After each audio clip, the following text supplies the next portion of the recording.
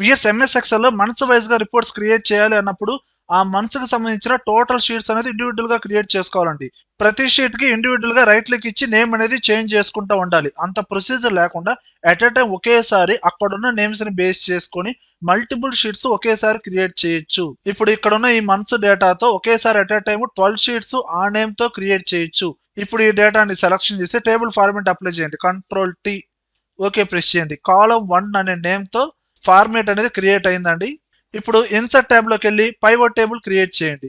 Okay press చేయండి. ఇక్కడ కాలం 1 అనే నేమ్ తో ఫీల్డ్ నేమ్ యాడ్ అయింది కదా, దీన్ని ఫిల్టర్ అనే బాక్స్ లో యాడ్ చేయండి. ఇక్కడ షీట్ లో కాలం 1 అనే నేమ్ తో ఫిల్టర్ అనేది యాడ్ అయింది కదా, ఈ సెల్ ని సెలెక్షన్ చేసి పైవట్ టేబుల్ అనలైజ్ అనే ట్యాబ్ లో పైవట్ టేబుల్ ఆప్షన్స్ పక్కనే యారో మార్క్ ఉంది క్లిక్ చేయండి. షో రిపోర్ట్ ఫిల్టర్ పేజెస్ ఈ ఆప్షన్ ని క్లిక్ చేయండి. కాలం 1 అనే నేమే డిస్ప్లే అవుతుంది కదండి. ఓకే ప్రెస్ చేయండి.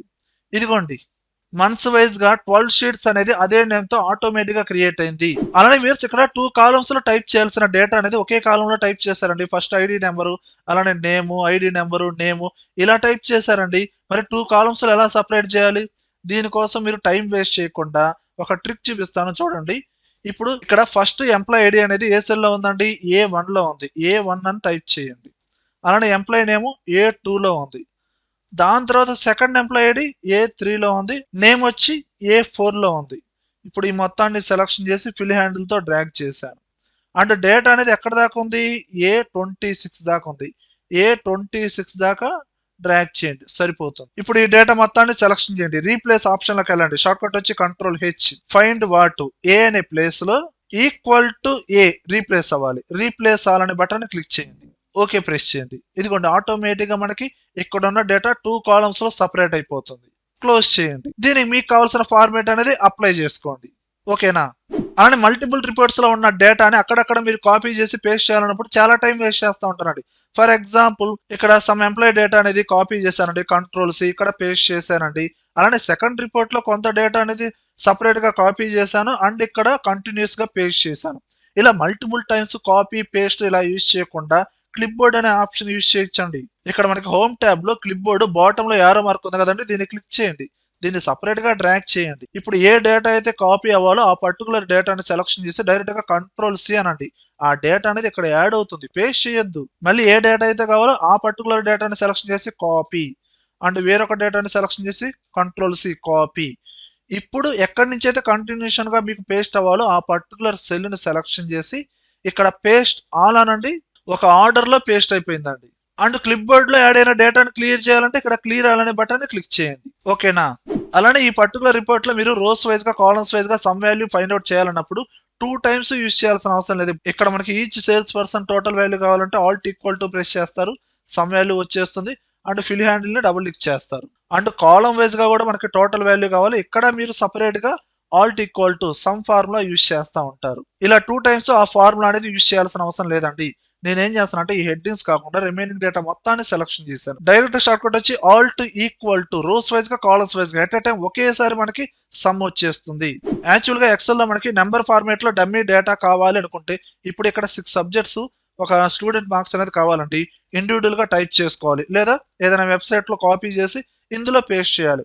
అంత ప్రొసీజర్ లేకుండా ర్యాండ్ బిట్వీన్ అని ఒక ఫార్ములా ఉండిద్దండి. నేను ఈక్వల్ టు ర్యాండ్ బిట్వీన్ ఎక్కడి నుంచి ఎక్కడి దాకా అయితే కావాలో బాటమ్ నుంచి టాప్ దాకా ఆ పర్టికులర్ వాల్యూ అనేది ఇవ్వండి. ఒక 20 మార్క్స్ నుంచి 100 మార్క్స్ మధ్యలో ర్యాండమ్ గా నాకు వాల్యూస్ రావాలండి. క్లోజ్ చేసి ఎంటర్ ప్రెస్ చేశాను.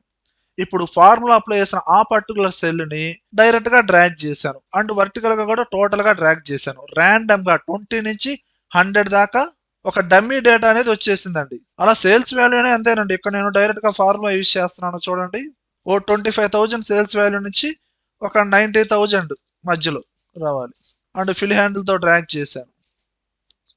ఈ విధంగా 25,000 నుంచి 90,000 మధ్యలో సేల్స్ వాల్యూస్ అనేది ఒక డమ్మీ డేటా వచ్చేసిందండి. ఈ కంప్లీట్ గా ఫార్ములా అప్లై చేసిన వాల్యూస్ అండి. ఏదైనా ఒక సెల్ ని మీరు ఎడిట్ చేసి మళ్ళీ ఎంటర్ ప్రెస్ చేశారనుకోండి, ప్రతి సెల్ లో వాల్యూ చేంజ్ అవుతా ఉంటుంది. ఆ వాల్యూ చేంజ్ అవ్వకూడదు అనుకుంటే ఆ డేటా మొత్తాన్ని సెలెక్షన్ చేసి కంట్రోల్ సి కాపీ చేయండి. అక్కడే రైట్ క్లిక్ ఇచ్చి పేస్ట్ వాల్యూస్ అనండి. అంటే ఫార్ములా లేకుండా ఓన్లీ వాల్యూస్ రూపంలో పేస్ట్ చేస్తున్నట్టు. ఓకేనా? అలానే ఎక్సెల్‌లో మల్టిపుల్ చార్ట్స్ క్రియేట్ చేసినప్పుడు ఒక్కో చార్ట్ ఒక్కో సైజులో ఉంది. లేదు నాకు ప్రతి చార్ట్ ఈక్వల్‌గా కావాలనుకుంటే ఇండివిడ్యువల్‌గా సెలక్షన్ చేసి మీరు సైజ్ ఇంక్రీజ్ చేయడం, డిక్రీజ్ చేయడం ఇలా చేయాల్సిన అవసరం లేదండి. కంట్రోల్ పట్టుకొని ఏవైతే ఈక్వల్‌గా రావాలో ఆ పర్టిక్యులర్ చార్ట్స్‌ని సెలక్షన్ చేయండి. డైరెక్ట్‌గా షేప్ ఫార్మాట్ అనే ట్యాబ్‌లోకెళ్ళండి. ఇక్కడ సైజ్ అనే కేటగిరీలో హైట్, విడ్త్ డైరెక్ట్‌గా టైప్ చేయండి. ఇక్కడ హైట్ వచ్చి 5 అండ్ విడ్త్ వచ్చి 10 సెంటీమీటర్స్ ఇచ్చి ఎంటర్ ప్రెస్ చేశానండి. ఇప్పుడు ప్రతి చార్ట్ ఈక్వల్ సైజులో ఉంటుందండి. మీకు కావాల్సిన ప్లేస్ లో డైరెక్ట్ గా ఇలా మూవ్ చేసుకోండి. అలానే మీరు ఎక్సెల్ లో పర్టికులర్ వాల్యూస్ కి మీరు ఏదైనా ఫార్మాటింగ్ ఆప్షన్స్ అప్లై చేయాలంటే హోమ్ ట్యాబ్ లోకి వెళ్తాం, కండిషనల్ ఫార్మాటింగ్ ఆప్షన్స్ అప్లై చేస్తాం. అలాంటి చార్ట్ అప్లై చేయాలంటే ఇన్సర్ట్ ట్యాబ్ లోకి వెళ్ళాలి. ఫార్ములాస్ అప్లై చేయాలంటే ఇండివిజువల్ గా మనం ఫార్ములాస్ అనేది యూజ్ చేయాల్సిందే. అంత ప్రొసీజర్ లేకుండా ఆ పర్టికులర్ డేటా మొత్తాన్ని సెలక్షన్ చేయండి. అప్పుడు మనకి బాటమ్ రైట్ లో క్విక్ అనాలిసిస్ అని ఒక ఆప్షన్ ఉంటుందండి. దాన్ని క్లిక్ చేయండి. ఫార్మాటింగ్ కి సంబంధించిన ఆప్షన్స్ అండ్ డైరెక్ట్ గా చార్ట్స్ డైరెక్ట్ గా క్రియేట్ చేసుకోవచ్చు. And total values, some, average, count ఇలా ఈజీగా డిఫరెంట్ ఆప్షన్స్ అనేది అప్లై చేయొచ్చు. అలానే ఇక్కడ మీరు సేల్స్ వన్ రిపోర్ట్ మాత్రమే సెలక్షన్ చేసి చార్ట్ అనేది క్రియేట్ చేశారండి. ఓకే, ఇప్పుడు సేల్స్ 2 కూడా ఈ చార్ట్ లో యాడ్ చేయాలండి.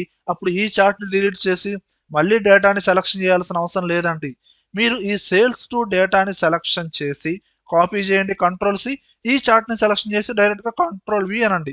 డైరెక్ట్ గా ఆ డేటా అనేది ఆ చార్ట్ లో యాడ్ అయిపోతుంది. అలానే సేల్స్ 3 కూడా డేటా నేను కాపీ చేసి ఈ చార్ట్ ని సెలక్షన్ చేసి కంట్రోల్ వి పేస్ట్ చేశాను. డైరెక్ట్ గా చార్ట్ లో యాడ్ అయిపోతుందండి. అండ్ ఈ ప్లస్ ఐకాన్ ని క్లిక్ చేసి లెజెండ్ కీస్ ఇవన్నీ మీరు యాడ్ చేసుకోవచ్చు. ఓకే వియర్స్, ఈ వీడియోలో కంటెంట్ ఉంటేనే లైక్ చేయండి. అలానే కంప్యూటర్స్ అడ్డా ఛానల్ సబ్స్క్రైబ్ చేసుకోకపోతే వెంటనే సబ్స్క్రైబ్ చేయండి. పక్కనే ఉన్న బెల్ ఐకాన్ ని ప్రెస్ చేయండి. Thank you very much.